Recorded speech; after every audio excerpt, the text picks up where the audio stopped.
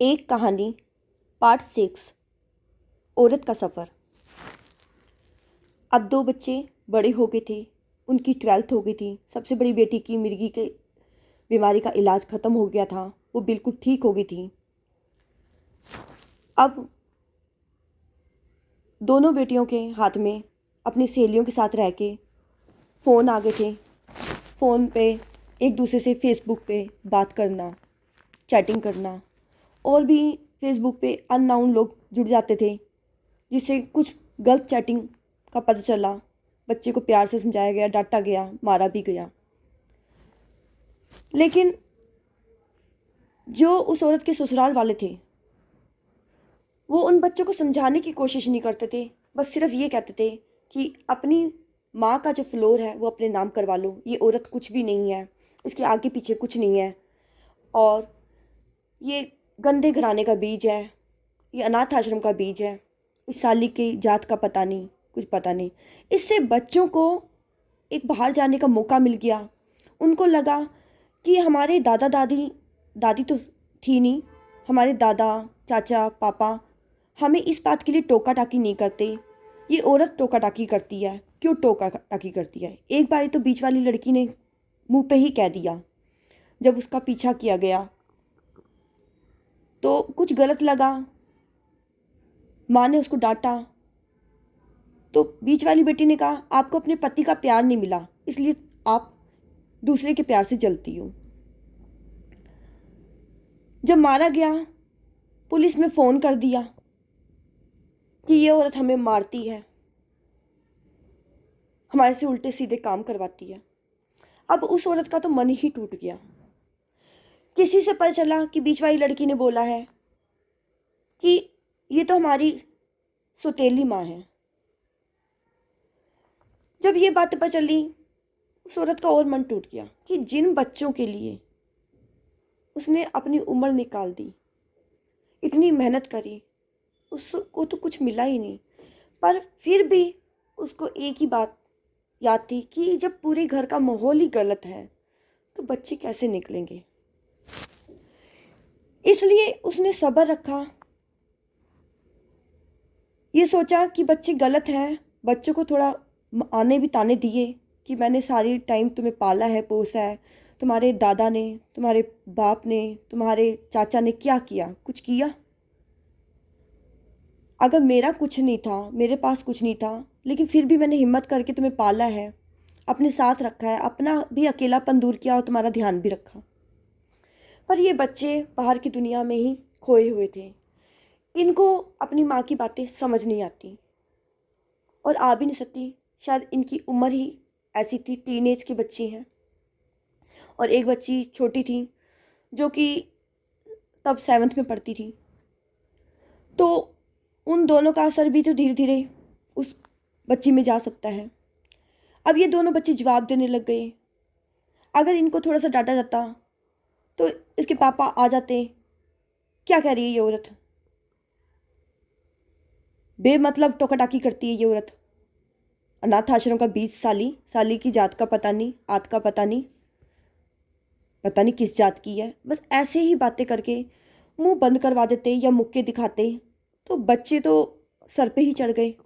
बच्चों को पता था अगर माँ ने हमें कुछ कहा नहीं तो पापा ने तो डांट ही देना है, और हालांकि पापा से भी उनको कुछ नहीं मिलता था। अब उस औरत का सिर्फ मकसद था स्टडी व कोर्स। बच्चों की स्टडी करवानी है और कोर्स करवाना है। 12वीं हो गई थी, 12वीं के बाद भी पढ़ाई होती है। तो बड़ी बेटी को कंप्यूटर कोर्स करवा दिया गया और बीच वाली बेटी को ब्यूटी पार्लर सिखा दिया गया, जिससे कि वो अपना अपना कमाए और साथ में पढ़ाई करते रहें। फिर इन दोनों लड़कियों ने अपनी ग्रेजुएशन कंप्लीट करी। माहौल चलता रहा और भी बच्चों ने बीच में बहुत गलतियां करी। दादा ने बहुत साथ दिया, पुलिस केस भी बना दिया उस औरत पर, बहुत कुछ हुआ। अब फिर भी बच्चे हैं, कोई बात नहीं, कम से कम जो इतनी मेहनत करी है, बच्चे पढ़ाई करके कोर्स करके सफल हो जाएं। उस औरत को और कुछ क्या चाहिए था? अब उम्र भी बढ़ रही थी, वो औरत कहाँ जाती? उसके बाद उसके ससुर ने अपने बेटे की शादी तो करवा दी थी, ये बड़े बेटे की, लेकिन बेटे की शादी करवा के उन्होंने पीछा छुड़वा लिया था पहले दिन से ही। देवर नंद ससुर को सब पहले पता था कि ये लड़का हमारा ऐसा है, हमारा भाई ऐसा है। पहले से ही रिश्ता कम रखा इन्होंने, समझौता कर लिया कि इस लड़के ने पहले भी शादी बर्बाद करी है, दूसरी भी होगी, नहीं तो अगर ज़्यादा बहू को मुंह लगाया तो हमारे आगे ही मांगने आएगी। सब बातें पता थी, इसलिए इन लोगों ने बिना बताए औरत के पति को यानी अपने बेटे को बेदखल कर दिया, एक न्यूज़पेपर में डालकर। बेदखल किया 2007 में, पर 2015 में कोई घरेलू झगड़ा हो रहा था, जैसे होता है पति पत्नी का, वो हो रहा था। पुलिस आई थी तो उसके ससुर ने बताया कि देवर ने बताया कि ये देखो, ये अखबार 2007 में हमने बेदखल कर रखा है लड़के को, इनका हमारी प्रॉपर्टी से कोई लेना देना नहीं है। अब बात ये थी, जब 2007 में बेदखल करा था तब क्यों नहीं बताया गया? इसका कहने का मतलब ये हुआ कि इन्होंने लड़के की शादी करवाई, पीछा छुड़वा लिया, पर बच्चे पैदा करने के लिए जगह दे दी कि लड़का बाहर कहीं मस्ती न मारे, इस घर में ही जो बीवी से करना है करे, जो जितनी जाति करनी है करे, और साथ में उस लड़के का साथ भी दिया। और तीनों पोतियों को भी कुछ नहीं दिया, बल्कि ये कहा गया जो तुम्हारी माँ के पास है, जो नाना से कुछ मिला है वो ले लो। नाना से एक फ्लोर ही तो मिला था, और वो फ्लोर भी जब जाना बंद कर दिया, बंद पड़ा पड़ा पड़ा वो फ्लोर। जब बीच में जाते 6 महीने बाद वो गंदा इतना हो जाता था, सीलन हो गई, कीड़े पड़ गए, गंदगी हो गई, प्लास्टर उखड़ गया। उस फ्लोर की रिपेयरिंग के लिए भी अब 3 लाख रुपया चाहिए था। अगर वो हर 2 महीने बाद जाती थी तो एलिगेशन लगते कि ये अपने यारों से मिलने जाती है। लास्ट में उस औरत ने जाना ही बंद कर दिया। फिर मुश्किल से वो साल में एक बार ही जाती। कितना सफाइयाँ करती, इधर घर का काम, इधर बच्चों की पढ़ाई, इधर छोटी लड़की को संभालना, इधर खाने का पीने का अरेंज करना।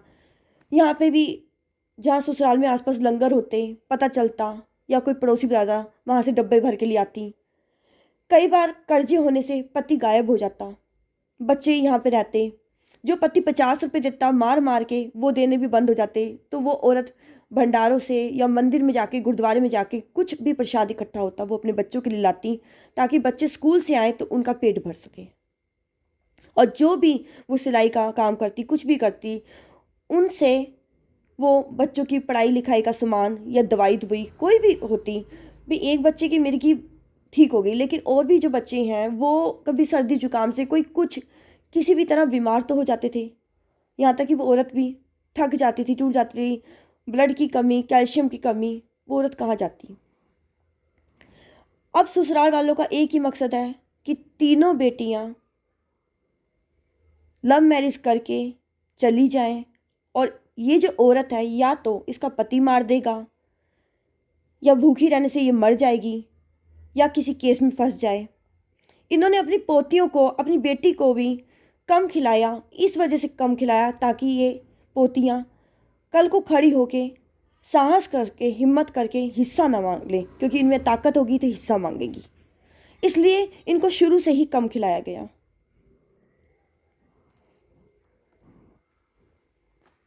अब देवर जो है, देवर भी क्या करता है कि अब जो ससुर है वो बुजुर्ग हो गए हैं। अब जैसे जैसे उम्र बढ़ती जा रही है तो वो ससुर भी बुजुर्ग हो गए। जब वो सही थे, सही कंडीशन में, तब भी उन्होंने कोई साथ नहीं दिया। अब वो बुजुर्ग हैं, 80 साल के हैं। अब सारा जो मकान है वो देवर के अंडर में है। ये मकान जो है बड़ा है, पार्किंग है, बड़ा गेट है, एल शेप का है, एक छोटा गेट है। छोटे गेट की साइड जो हॉल है, एक कमरा आता है, वो नीचे वो औरत और उसका पति और 3 बेटियां रहती हैं। रसोई बनी नहीं हुई है, टॉयलेट वॉयलेट है। वो हॉल वो देवर लेना चाहता है, क्योंकि वो चाहता है कि उसमें टेंट का सामान रखा जाए। उस देवर का उसी कॉलोनी में पीछे भी मकान है अपने पैसों से बना हुआ, पर वो बाप का पूरा मकान चाहता है। और बाप को भी, अपने बाप को भी कभी कभार सेवा करते करते थप्पड़ मार देता है, उनकी पेंशन पे भी उसका पूरा हक रखता है। लेकिन अब वो उसके पिताजी हैं और मेरा पति ठीक है नहीं, मैं भी डैडी को कैसे रखूं। उन्होंने हमारा साथ भी नहीं दिया और हमारा जो घर है वो अशांति वाला है, तो ऊपर नीचे रहते हैं। और ऊपर जो है सीढ़ियाँ हैं, सीढ़ियों में 2 छोटे छोटे कमरे आते हैं, उसके ऊपर जो फ्लोर बना हुआ है उसमें 4 बड़े कमरे हैं, बड़ा हॉल है, छत पे बड़ा कमरा हॉल टाइप और टॉयलेट बना हुआ है। वो सारी जगह और बड़ी पार्किंग, और जो जहाँ औरत रहती है उस हॉल के आगे जो गली में 3 दुकानें हैं वो भी सब देवर ने ले रखी हैं, क्योंकि उसने अपने टेंट हाउस की दुकान खोल रखी है। और जो उसका पति है औरत का, उसकी बाजार में एक छोटी सी दुकान है जो ऊपर है, एल शेप में है, जिसकी कंडीशन भी उसके पति ने ख़राब कर रखी है। जेंट्स टेलर का काम करते हैं, कारीगरों को कपड़ा देने घर जाते हैं, दुकानों में जाते हैं, खुद नाप लेते हैं, अल्टर करते हैं, जो भी कमाते हैं वो नशे व जुए में लगा देते हैं। उस दुकान में जो बिजली है वो बिजली का बिल कभी भरा नहीं गया, तो 10 साल से उसका चलान हुआ और बिजली काट दी गई। और ये जो दुकान है वो पगड़ी पर ली गई 30 साल पहले, किसी ने बताया 65,000 में ली थी, जिसका 1,000 रुपया किराया देना पड़ता है, वो भी बड़ी मुश्किल से तुम्हारा पति देता है। इस आदमी ने सब कुछ बर्बाद कर दिया है और देवर को सब कुछ चाहिए। बस अब बच्ची हैं, एक एक करके लव मैरिज कर लेंगे, क्योंकि जो सबसे बड़ी लड़की है उसने 2021 में लव मैरिज कर ली है एक लड़के से, वो चली गई है, पर वो भी मिडिल फैमिली में गई है। जहाँ वो शादी से पहले नौकरी करती थी वो अभी वही नौकरी कर रही है, क्योंकि लव मैरिज की है तो पहले वो 1 साल देखेगी कि सब माहौल ठीक है, सब ठीक चल रहा है तो ठीक है, फिर उस हिसाब से अपना। बाकी आज के टाइम में लड़कियों को नौकरी करना ज़रूरी भी है। और बीच वाली जो लड़की है वो भी किसी को पसंद करती है, बोलती है कि मैं भी लव मैरिज करूँगी, चाहे आज करूँ चाहे 2-3 साल बाद करूँ।